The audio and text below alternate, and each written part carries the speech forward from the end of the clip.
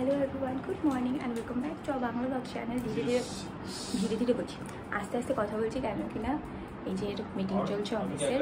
তো আমরা দুজনেই আজকে অনেক সকাল সকাল উঠেছি ঘুম থেকে। হ্যাঁ, সেই মানে ও 6:30টায় উঠেছে, ওর আজকে মর্নিং শিফট ছিল।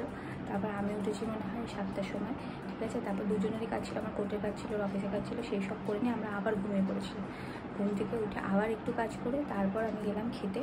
এই ব্রেকফাস্ট করে এলাম, এখন স্নান করবো, স্নান করে রেডি হয়ে কোর্টের জন্য বেরিয়ে যাবো। কি সুন্দর ব্লগ হচ্ছে আজকে। এই এখন বেরোচ্ছি আমি, বেরোতে গিয়ে আবার পেছলো, তারপর বেরোলো। বলছি যে ও বাবা, ভাবলাম মেঘলা রোদি পরিষ্কার হচ্ছে। এটা শোয়া যাবে, বলছে শোয়া যাবে।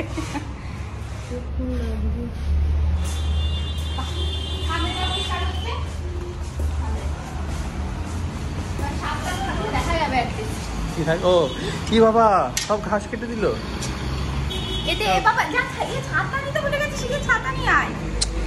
চাকরি করছি, এই প্রথমবার মর্নিং শিফট এলো। তা মর্নিং শিফটের কোনো অভ্যেস নেই, কেমন একটা সকালে উঠেছিলাম তখন ঠিক ছিল, এখন তো কেমন একটা ঝিমঝিম মাথা ব্যথা এরকম হয়ে আছে। তাই জন্য এতক্ষণ শুয়েছিলাম, কাজ সেরকম নেই, তাও আর কি উঠে তো থাকতে হয়। কিরে আজকে কি, আজকে বিকেলে একটা কর্ম ঘটবে, বিকেল আসুক তারপরেই জানতে পারবে। সবাই জানে, জানিস? হ্যাঁ, টাইটেলটা দেখে। তিনজনই কোর্টে গেছিল, তারপরে আমি কাজ করলাম, মাঝখানে ঘুমোইনি, 3টে অবধি শিফট ছিল। তারপরে খাওয়া দাওয়া করলাম, ব্যায়াম করেছি মাঝখানে, তারপর খাওয়া দাওয়া করে যে ঘুমোলাম, মানে সে মরার মতো ঘুমিয়েছি। মানে তুই মানে কোনো ভিডিওই করিসনি তাই তো আমি চলে যাওয়ার পর থেকে? না, এখন ওর যখন ডাকছি মানে সে মাথার কোনো তাল নেই। আর দুপুরবেলা ওকে খাইয়ে রেখে দিই। আমাদের ঘরে থাকি, আর ওখানে হাগে, ওটা হাগার জায়গা হয়েছে, গদির উপর ওর হাগার জায়গা। দেখো মানে কি আরাম, আয়েস, চোখ খুলছেই না ওরা। আজকে আমাদের মুরগির ঘর পরিষ্কার হলো, বাগানটা পরিষ্কার হলো, নোংরা হয়েছিল। এই পুরো গাড়ির জায়গাটাকে ধোয়া হলো, এখন গাড়িটাকে ধোয়া হচ্ছে। বাবা সুন্দর হয়েছে বেগুন ভর্তাটা খেতে। আমার ভাই বললাম যেন তুই বানিয়ে। তো ফাইনালি আজকে বেরোনো হচ্ছে, ভয় একটুও করছে না, বাট ওই আর কি যেন ভালোভাবে করে, পরে যেন এটা নিয়ে প্রবলেম না, এটাই আর কি। বাকি যেন সব কিছু ভালোভাবেই হয়। ওই চলে কোথাও রাখা করছি মাপিকে গেটে তালা দেওয়ার জন্য। ও কিরে ভয় লাগছে? কানফুটাটা আমি কিন্তু বলেছিলাম লাগে না, কিন্তু লাগে, মানে সুচ ফুটাবে ভাব, ইনজেকশনের থেকে অনেকটাই বেশি লাগে। ভয় লাগছে, ভয় লাগছে, ভয় লাগছে।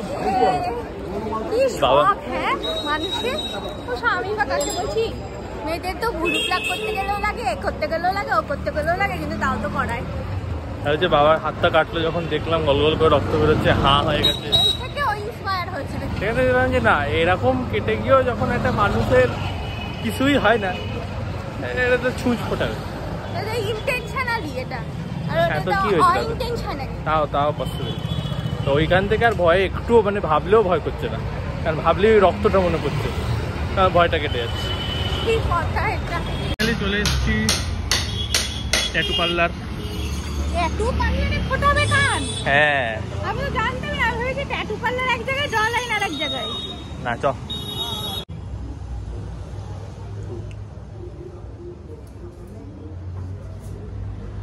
একটাই করতে হবে। দেখো আমাদের লোকের সেন্টার বেশি নিচে করলে কি হয়, অনেকটা দেখে মনে হচ্ছে অনেকটা নিচে। আমার তো ঝোলা কানের না, আমার তো বালি। আচ্ছা, আমার তো বালি, ওই জন্য তোমার মনে হচ্ছে এরকম অনেক নিচে।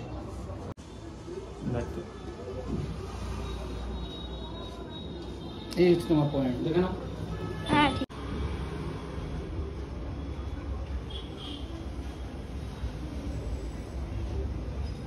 ঠিক আছে। এরকম কাচি করে থাকবি, কাচি এটা দিয়ে কি করব?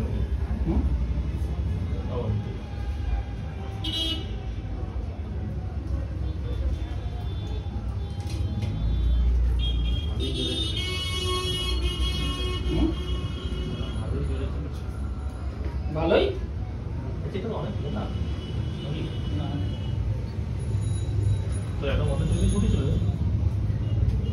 এর সুইটাই আলাদা, এর নেটওয়ার্কটাই আলাদা। আমার বড় সড়ো ফ্লপ হয়ে গেল আজকে। আমি খুশি একদিক থেকে, মানে আমার 150 টাকা গেল আর কি। 150 টাকা কেন গেল? সব কিছু রেডি, কানে দেখো মার্কিং দেখতে পাচ্ছি কিনা জানি না, সব করা হয়ে গেল। তবে ছুঁচটা বার করলো। আমি এখানে নিডল পিয়ার্সিং, আমি গান শট দিয়ে করাতাম না। তো ছুঁচটা অ্যাকচুয়ালি হোল আছে ভেতরে, মানে ফাঁপা আর কি ছুঁচটা। মানে ছুঁচটা যখন ঢোকাবে হাত দিয়ে, এরা মেশিন দিয়ে করছে না, হাত দিয়ে করছে।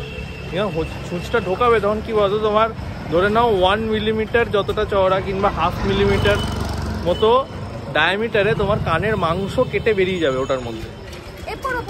হ্যাঁ, তো আমি তো ওইভাবে করাতাম না।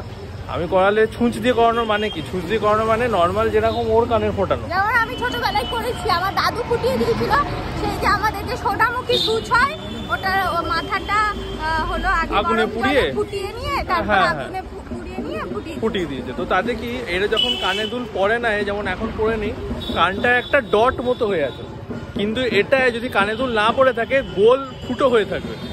এইটা খুব বাজে জিনিস, কারণ কি না over a period of time চামড়া ঝুলবে আর ওই জায়গাটা খুব বিচ্ছিরি হয়ে যাবে। সত্যি কথা বলতে ওর নিজে এটা দিয়ে করানো, ওর কানের ফুটোটা দেখে আমার ভালো লাগে। ও বলছে আমারটা দেখো ভালো। তো এই জন্য আমার 150 টাকা গেল ওই ছুঁচের জন্যে, নইলে 600 টাকা দিতে হতো। খুলে ফেলেছিল। হ্যাঁ, এবার না খুললে আমরা দেখতেও পেতাম না আমি কেমন দেখতে। একটা ছুঁচ আছে, এখন রেফারেন্স নিয়ে আমি করাতে পারবো কোথাও, যেখান থেকেই করাই না কেন। এই নামলাম চালের দোকানে, চাল নিতে হবে এখান থেকে। চাল নেওয়া হয়ে গেছে, এখন ইস্ত্রি নিতে যাবো, ইস্ত্রির দোকান যদি খোলা থাকে। এই যে এইটা হচ্ছে ওই ছুঁচটা, অ্যাকচুয়ালি দেখো কতখানি বড় ফুটোটা, এটাই দেখালাম এতটা বড়। এই ফুটো এই যদি কেউ ফুটো করে, এটা তো পশু পক্ষীদের